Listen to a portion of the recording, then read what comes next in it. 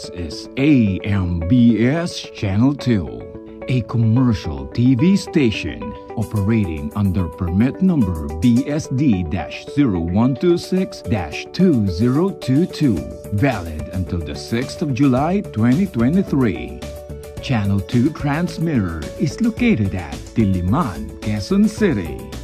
AMBS Channel 2 is operated by a professional electronics engineer, duly licensed by the Professional Regulation Commission. Engineer Erwin D. Senora, PECE number 0001448, and operated by the following personnel, duly licensed by the Professional Regulation Commission and National Telecommunications Commission.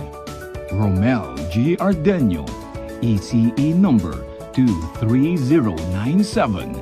Kent P. De La Cruz, ECE number 0077750.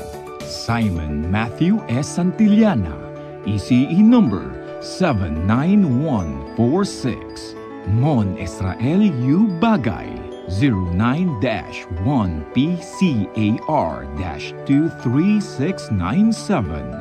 Orlando M. Lagarta, 93-1PNCR-6016.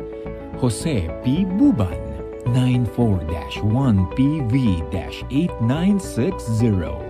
Rene O. Agravante, 93-1PV-5715.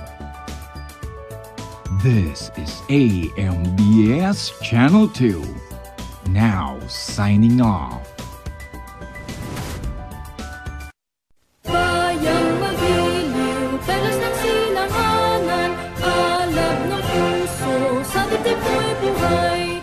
Lutang hinirang, buyan ka ng magiting, sa manlulupig, di ka pasisigaw. Sa dagat at bundok, sa simoy at sa langit mong bukaw, may dilag ang tula at awit sa paglayang minamahal.